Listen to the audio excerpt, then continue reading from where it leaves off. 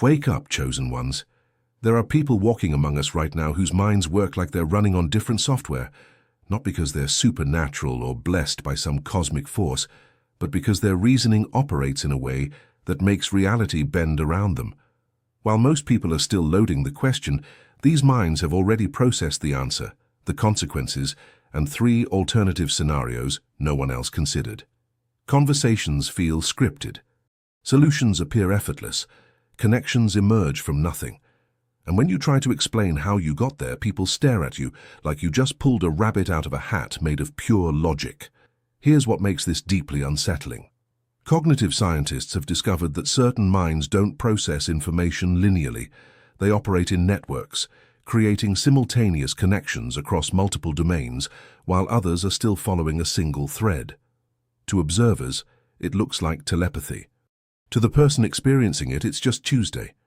No mysticism, no special powers, just a brain that refuses to think in straight lines when reality itself is multidimensional. That's why people get uncomfortable around this type of reasoning. It doesn't announce its presence, it doesn't perform for attention. It quietly arrives at solutions while everyone else is still defining the problem. You'll notice it when someone sits silently through an entire brainstorming session and then says one sentence that makes everyone realize they've been thinking about it wrong the whole time. Not because it was dramatic, but because it reorganized the entire mental landscape too efficiently, too cleanly. And yes, there's an almost comedic element to this. When your logic consistently produces results that seem impossible, people stop asking for your methodology and start making jokes. Are you reading minds? Did you hack the Matrix? Okay, that's actually scary. Stop it. As if intelligence at this level must have violated some natural law of human limitation. This video isn't about claiming you're smarter than everyone else. It's about understanding why certain types of reasoning feel like they're operating on hidden frequencies, why they're often misunderstood, occasionally feared, and sometimes treated like a glitch in normal human processing. Because when your reasoning works like magic, the world doesn't celebrate it immediately. It hesitates, questions it, and then tries to reverse engineer what just happened. Number 1. You see the end point, while others are debating the starting position. Most people approach problems like they're reading a book from page 1. They start with what's known, carefully consider each piece of information, and slowly build toward a conclusion. You don't. Your mind jumps to the final chapter first. While everyone else is gathering context and establishing foundations, you've already identified where this is inevitably going. It's not rushing, it's compression. Your brain automatically maps the logical endpoint and works backward, checking if the path makes sense. That reversal changes everything about how you engage with problems. When someone presents a complex situation, others hear complexity. You hear the conclusion announcing itself through the noise, like a radio signal cutting through static. The details might be scattered, the presentation might be messy, but the outcome is already forming in your mind with geometric certainty. This is why your responses often sound premature or dismissive. People think you're not listening carefully enough. In reality, you've already listened past the end of their sentence, extracted the logical core, and arrived at the implication they haven't reached yet. You're not being rude. You're operating in a different temporal zone of reasoning. What makes this ability feel magical to others is its efficiency. You bypass the performance of thinking and arrive directly at understanding.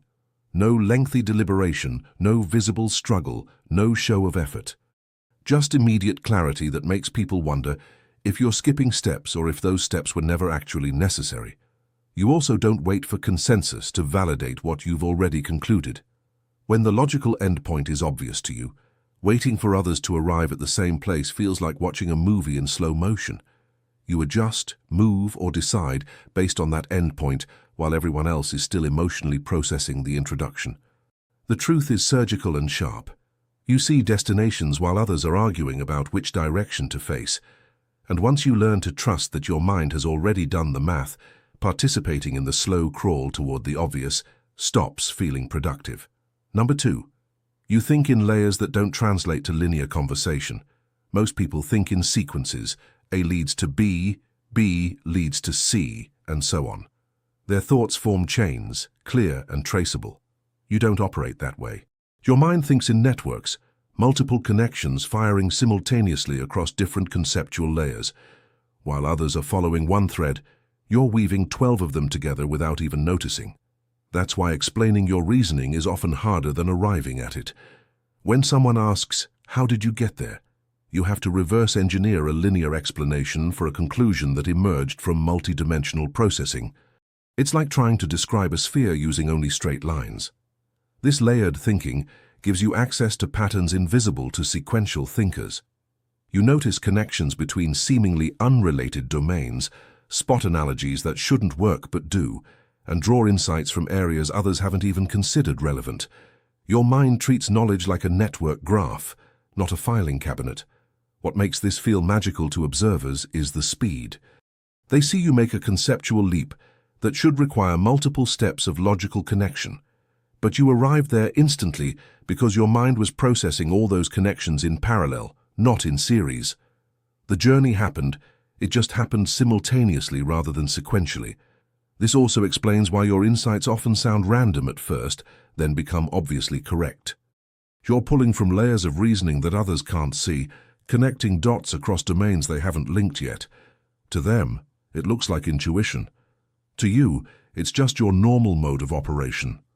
The fascinating and occasionally isolating part is that you can't always slow down your thinking to match linear conversation.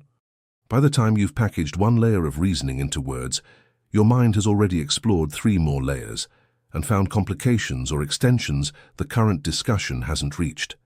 That gap creates a quiet distance between your reasoning and everyone else's pace. The power of networked thinking is silent but absolute. While others build arguments brick by brick, you're architecting entire conceptual structures in the time it takes them to lay the foundation. And when your conclusions prove accurate, it leaves people mystified, wondering how you processed information they didn't even see you collecting. Number 3. You detect pattern breaks before the pattern fully forms. Most people need to see a pattern repeat multiple times before they recognize it exists. Then they need even more repetitions before they notice it's breaking. You don't. Your mind identifies patterns from minimal data, and more impressively, senses, when those patterns are about to deviate before the deviation becomes obvious. It's like watching someone walk and knowing they're about to trip 3 steps before it happens. Not because you're psychic, but because you detected the micro-inconsistency in their rhythm that hasn't manifested as instability yet. This ability operates beneath conscious thought. You're not actively searching for patterns, your brain automatically organizes information into them, and the moment something doesn't fit the emerging pattern, even slightly, your attention flags it. While others are still collecting data, you've already identified the anomaly. That's why your warnings often feel paranoid or premature. You're pointing at disturbances in patterns that others can't even see yet, because the pattern itself hasn't become visible to them. To them, everything looks normal. To you, the signature of upcoming change is already writing itself in small deviations. This skill makes you exceptionally adaptive in chaos. When systems break down, when plans fail, when unexpected variables enter the equation, you're not shocked or disoriented. You detected the pattern break early enough to have already begun adjusting. Others are scrambling to understand what changed. You're 3 moves into your revised strategy. What makes this particularly unnerving to observe is your calm. People expect surprise, confusion, or at least a moment of recalibration when something unexpected happens. You don't provide that reaction because it wasn't unexpected to you. The pattern break announced itself early, and you acknowledged it silently. The edge this gives you is almost unfair. You operate with advance warning that others don't receive, not because you have more information, but because you process pattern integrity at a resolution they can't match. Small breaks, tiny inconsistencies, subtle deviations. Your mind catches them all and automatically calculates their implications. Number 4, you solve problems in problem space, not solution space. Most people approach problems by immediately hunting for solutions. They ask, "What can we do about this?" and start testing options. You don't. Your mind first reconstructs the problem itself, examining its structure, constraints, and underlying dynamics. You solve problems by understanding them so thoroughly that the solution becomes obvious rather than discovered. This difference is fundamental.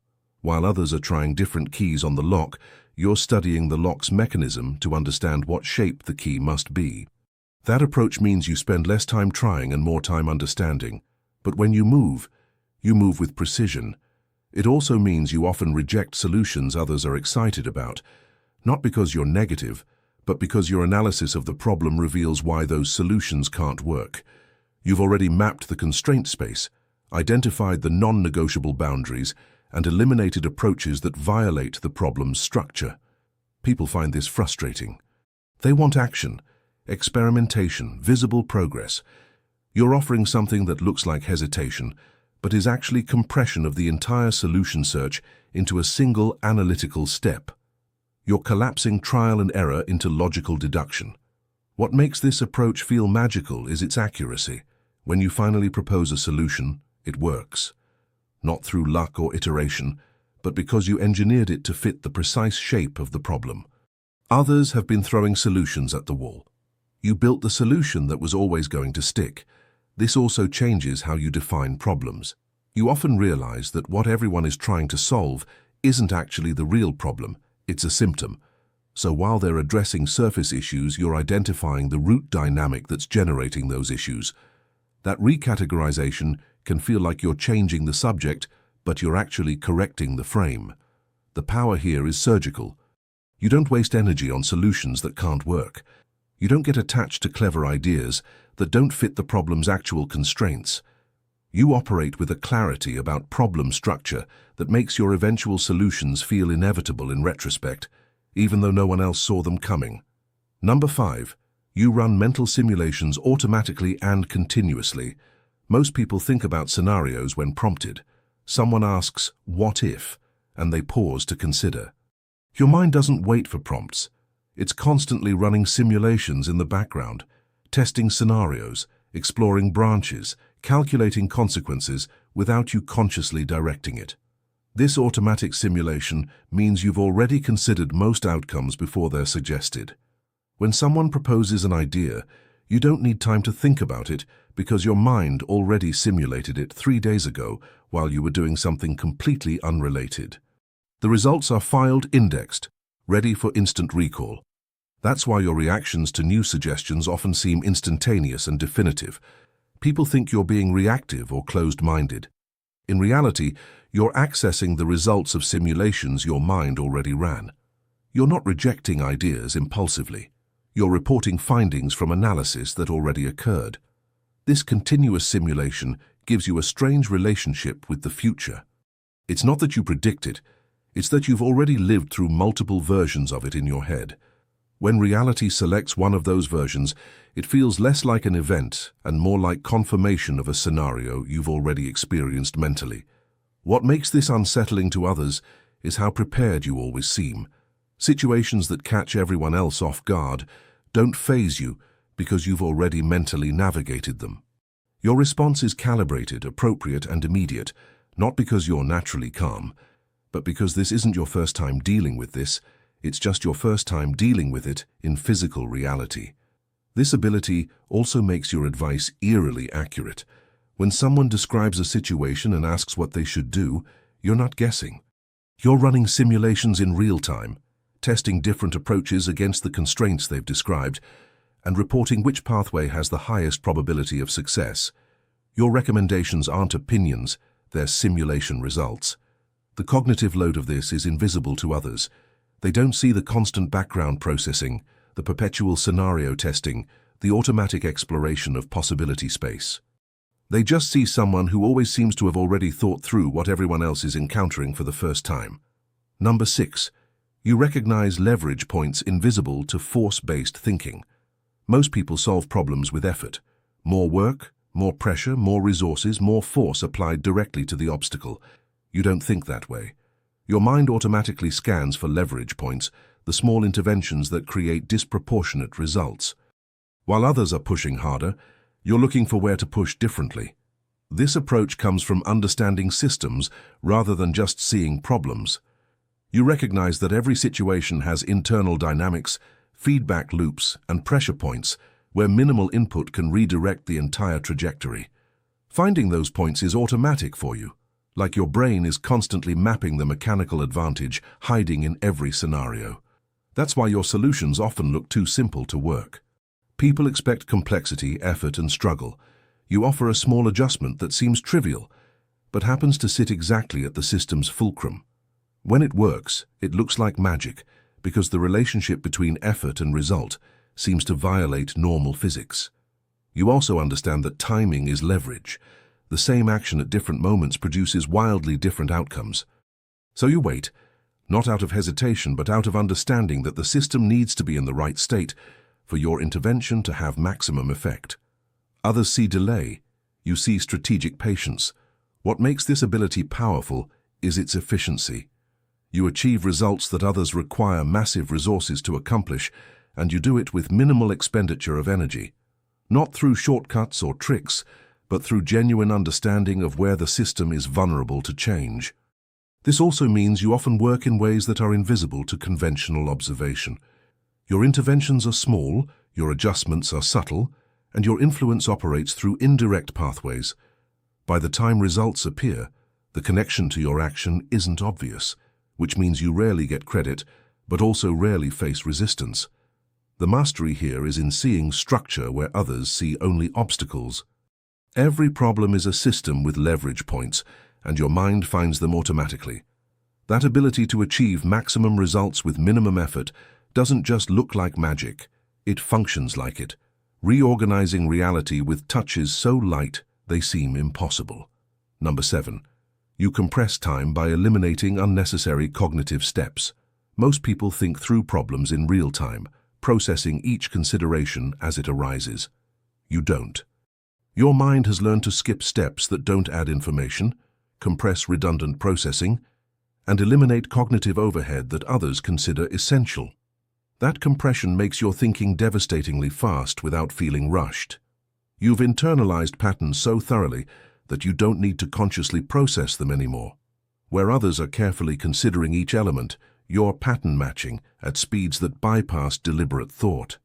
It's not that you're skipping analysis, it's that your brain has automated the analysis. This creates a weird temporal effect. You can solve in seconds what takes others minutes or hours, not because you're thinking faster, but because you've eliminated the waiting time between steps. Your cognition flows continuously, where theirs stops and starts, pausing for validation, confirmation, and emotional processing that you've learned to bypass. That's why explaining your reasoning often takes longer than arriving at your conclusion. The compressed thinking happened almost instantaneously, but unpacking it into a linear explanation requires you to artificially insert all the steps you naturally skipped. It's like being asked to show your work when your work was too fast to observe. What makes this feel supernatural to others is the absence of visible struggle. They see effort as necessary for valid thinking. When you arrive at accurate conclusions without apparent effort, it violates their model of how intelligence works. They assume you're either guessing or accessing information they don't have. This time, compression also changes your relationship with urgency. What feels like a crisis requiring immediate response to others often gives you plenty of processing time because you can compress the necessary thinking into the available window. You're not calmer under pressure. You just have more subjective time to work with because your thinking is more efficient. The advantage is multiplicative. Every problem solved faster gives you more time for the next problem. Every step eliminated reduces accumulated error. Every compression increases your effective cognitive speed. Over time, this creates a gap between your processing capacity and normal human speed that becomes harder to bridge or explain. Number 8, you think metacognitively without effort. Most people think about the problem. You think about how you're thinking about the problem. This metacognitive awareness operates automatically, monitoring your own reasoning process, catching errors, identifying biases, and adjusting your approach in real time. It's like having a second mind watching the first mind work and constantly optimizing it. This creates a strange doubling effect. You're simultaneously solving the problem and observing yourself solve the problem, which means you catch your own mistakes before they propagate into wrong answers. Others make errors and discover them later. You detect them during formation and self-correct instantly. That's why your reasoning rarely leads you down dead ends. You're not just thinking, You're watching yourself think and steering the process. When your approach starts becoming unproductive, you notice and pivot before investing significant time in the wrong direction. Others commit to paths and have to backtrack. You adjust course continuously. This meta-awareness also makes you resistant to common cognitive biases. Not because you're immune to them, but because you notice when they're influencing your thinking and can compensate. You catch yourself making assumptions, spot when you're reasoning from emotion, and identify when social pressure is affecting your judgment. What makes this deeply effective is its speed. Metacognition isn't a slow, deliberate process for you. It operates in parallel with your primary thinking, providing real-time quality control without noticeable overhead. You're debugging your own reasoning as it happens. This also changes how you learn. You don't just acquire information, you acquire improvements to your thinking process itself. Every problem becomes an opportunity to observe how your mind handles it and refine that handling. You're not just building knowledge, you're upgrading your cognitive architecture. The result is reasoning that gets better over time in ways that are hard for others to replicate. They're improving their knowledge base. You're improving your thinking engine. That difference compounds, making your reasoning not just accurate but increasingly sophisticated in ways that are difficult to articulate or teach. Number 9. You detect contradictions in real time across conversations. Most people process conversations linearly, focusing on the current statement and maybe the previous few. Your mind maintains a running index of everything being said, automatically cross-referencing new information against prior statements and detecting contradictions the moment they emerge. It's like your brain is running a consistency checker in the background. When someone says something that conflicts with something they said 5 minutes ago or 5 days ago, it flags immediately. You don't have to try to remember. The contradiction announces itself because your mind is automatically maintaining logical coherence. This makes you extremely difficult to mislead or manipulate. Stories that sound plausible to others trigger immediate alerts in your reasoning because you've detected the internal inconsistencies. You spot when the timeline doesn't work, when the motivation doesn't match the action, when the explanation contradicts known facts. That's why people sometimes find conversations with you uncomfortable. They're not used to someone holding them to strict logical consistency across time. Most people grant conversational slack, allowing contradictions to slide. You don't, not out of rigid pedantry, but because your mind simply registers the conflict automatically. What makes this ability powerful is its passivity. You're not actively hunting for contradictions or trying to catch people in lies. Your mind just maintains coherence as a background process, and violations of that coherence surface automatically. It's effortless surveillance of logical integrity. This also means you build extremely accurate models of people over time. Because you're tracking consistency, you notice patterns in how people think, what they avoid, and where their reasoning is weak. You assemble a psychological profile without intending to, just through passive observation of logical structure. The strategic advantage is significant. You can't be easily gaslit, confused, or led astray by clever rhetoric because your mind is continuously verifying internal consistency. When something doesn't add up, you know immediately, even if you can't initially identify exactly what's wrong. Number 10. You process implications faster than people process statements. Most people hear a statement and think about what it means. You hear a statement and immediately map its implications, consequences, and logical extensions before the speaker has finished talking.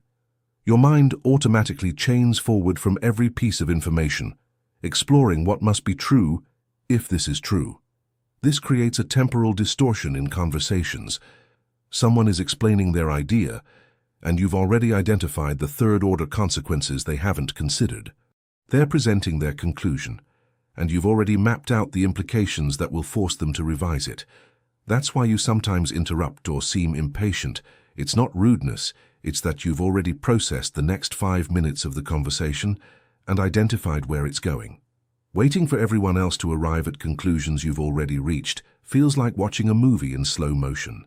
This rapid implication processing also makes you see problems others miss. When someone proposes a solution, you immediately see the downstream effects, the edge cases, the unintended consequences.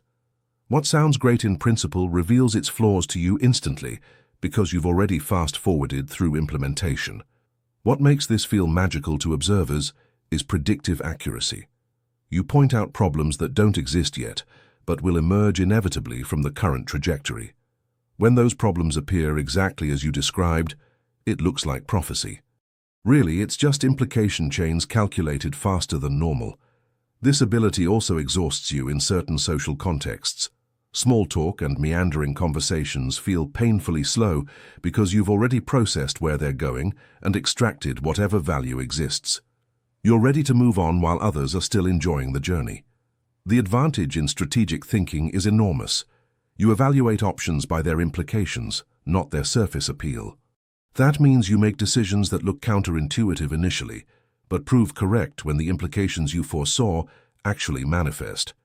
You're playing chess, while others are still learning checkers. Number 11. You recognize your own knowledge gaps with precision. Most people don't know what they don't know. Their confidence is inversely proportional to their actual understanding. You operate with exact awareness of your knowledge boundaries. You know precisely where your understanding ends and uncertainty begins, which makes your confidence calibrated and your humility genuine. This meta-knowledge comes from the same systematic thinking that creates all your other abilities. You've mapped your own knowledge like a territory, identifying what you know well, what you know poorly, and what you don't know at all. That map is accurate and constantly updated. That's why you rarely overstate your certainty. When you say you're sure about something, you are. When you express uncertainty, it's because you've identified a genuine gap in your understanding. Others mistake this calibrated confidence for weakness or indecision. Really, it's intellectual honesty operating at high precision. This precision about your own knowledge also makes you a better learner. You know exactly what you need to learn because you've identified the specific gaps. You don't waste time reviewing what you already understand or avoiding areas of weakness. You target your learning with surgical accuracy. What makes this unsettling to others is how it contrasts with typical human behavior. Most people project confidence to hide uncertainty. You project uncertainty when it's accurate and confidence when it's warranted. That honesty about your own limitations paradoxically makes you seem more credible.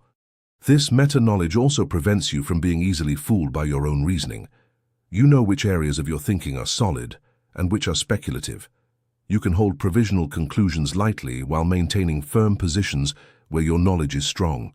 That flexibility prevents you from becoming dogmatic while still allowing decisive action. The result is reasoning that's both confident and humble in exactly the right proportions, creating trust in others because your self-assessment proves reliable. When you say, you know, you know. When you say you're uncertain, you are. That calibration is rare enough to feel almost supernatural. Number 12. You extract abstract principles from concrete examples instantly. Most people see specific situations as unique events. They handle each case individually, building experience through accumulated examples. You don't. Your mind automatically extracts the underlying principle from every example, converting specific instances into generalizable knowledge that applies across contexts. This abstraction happens unconsciously and immediately. You encounter a problem in one domain, and your brain automatically identifies the structural pattern, which means you can recognize and solve the same problem when it appears in a completely different context. You're not collecting examples, you're harvesting principles. That's why you can offer insights in areas where you have limited direct experience. You're not relying on domain-specific knowledge, you're applying principles you extracted from analogous situations in different domains. The surface details change, but the underlying logic remains consistent. This ability makes you exceptionally adaptive. New situations don't require new learning, they just require recognizing which principles apply. You transfer knowledge across domains effortlessly because you never stored it in domain-specific form. You stored the abstraction, which is universally applicable. What makes this feel magical to others is cross-domain expertise. They can't understand how you can be effective in areas outside your formal training. They don't see that you're not applying specialized knowledge, You're applying universal principles that work regardless of context. This also means you get bored with repetition quickly. Once you've extracted the principle from a few examples, additional examples teach you nothing new. What others see as valuable experience building, you see as redundant information that doesn't add to your abstract model. The power here is in efficiency and transfer. You learn once at the abstract level and apply everywhere. Others learn separately in each domain and struggle to transfer. Your reasoning operates on principles that transcend context, making you effective in novel situations without requiring extensive specific preparation. Number 13. You maintain multiple contradictory models simultaneously.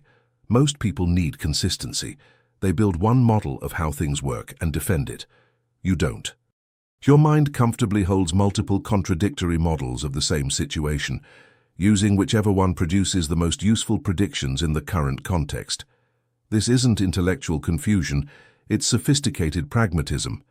You understand that reality is too complex for any single model to capture completely. So you maintain several models, each highlighting different aspects, and switch between them based on which one is most useful for the current question. That's why your positions can seem inconsistent to others. They're expecting one coherent worldview. You're operating with a portfolio of models, selecting the most appropriate one for each situation. You're not contradicting yourself, you're using different analytical frameworks for different purposes. This flexibility makes you exceptionally good at understanding different perspectives. You're not trying to prove one view correct and others wrong. You're collecting models that each illuminate different facets of reality. That allows you to engage productively with people who have radically different frameworks.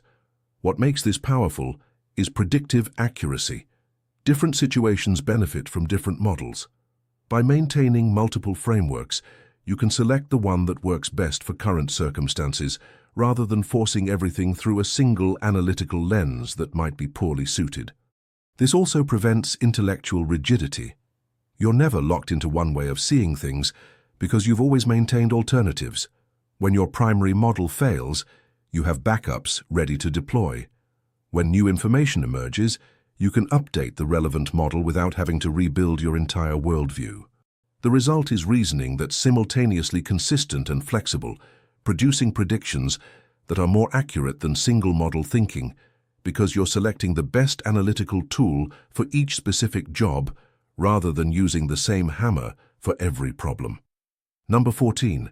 You recognize when understanding is complete. Most people keep processing even after they have enough information. They seek additional data, consider more perspectives, and continue analysis past the point of diminishing returns. You don't. Your mind knows when understanding is sufficient and stops gathering information at exactly the right moment. This creates remarkable efficiency. You invest exactly the amount of cognitive effort needed to reach adequate understanding, no more, no less. While others are still researching and deliberating, you've already moved to action. Because you recognize the threshold of sufficient knowledge, that's why your decisions often seem quick but prove correct. You're not being impulsive, you're accurately identifying when additional information won't meaningfully improve your decision. You've internalized the concept of diminishing returns and apply it automatically to your own thinking. This ability comes from metacognitive awareness of your own understanding. You can sense when your model is complete enough for the current purpose versus when it has critical gaps. That internal sensor is calibrated accurately, which means you rarely over-research or under-prepare. What makes this unsettling to others is confidence based on incomplete information. They think more data is always better. You understand that more data is only better until you have enough, after which it's noise that slows decision-making without improving accuracy. This also prevents analysis paralysis.